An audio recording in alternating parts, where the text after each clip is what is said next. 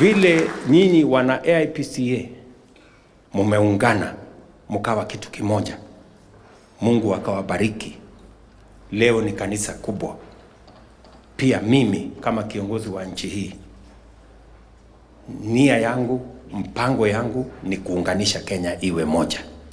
It is my responsibility as the leader of this nation kuunganisha watu wote, mandugu, cousins, majirani, maadui, wote ni waunganishe watu wawe ni watu wa taifa moja, taifa la Kenya. Kila mtu, hata yule mtu wa chini, yule ambaye hakuweza kuamini ya kwamba anaweza kulipiwa bili ya hospitali. Ile ya NHIF ilikuwa na watu 5 million walikuwa wanalipa, wako kwa hiyo program. Sasa hii kufikia jana watu milioni 23 walikuwa wamejiandikisha, na sio kwa kulazimishwa, kwa kupenda, kwa kujitolea. Jana peke yake, I was looking at the statistics, just yesterday alone 93,000 Kenyans walijiandikisha kwa SHA.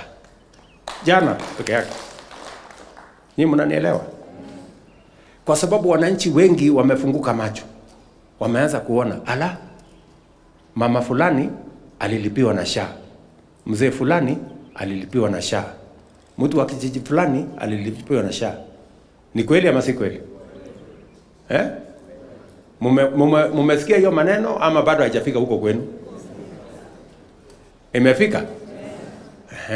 Na mbona hamsemi?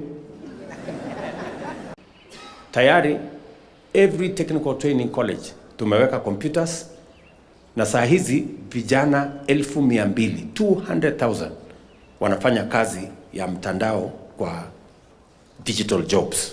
200,000. Mimi nataka Shege upange vijana wa AIPCA wawe katika hiyo mtaratara. Mtu akipata 10,000, 20,000 kwa kufanya kazi kwa kompyuta hapo 2-3 hours every day, iko makosa? Si tulisema wera ni wera? Ama namna gani?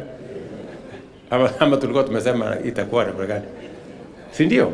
Kama tunasema tunataka kuwa kama nchi ambayo imeendelea, lazima we make decisions yenye itatusaidia kufika mahali wamefika.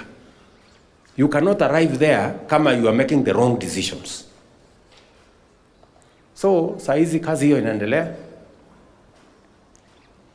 Juzi nimeenda kupatiana hapa manyumba, the first 1,000, 5,000 ingine iko tayari, Homa Bay iko tayari, Machakos iko tayari, Kirinyaga iko tayari. Kazi yangu mwaka huu ni kupatiana tu funguo ya manyumba, tukiendelea. Na vijana zaidi wanafanya kazi, vijana zaidi wanaongezeka kufanya kazi, na tunabadilisha Kenya. Hii Kibera mnaona hapa, Islam ama hizi zingine zote hizi zitaisha in 10 years. There will be no slum in Kenya.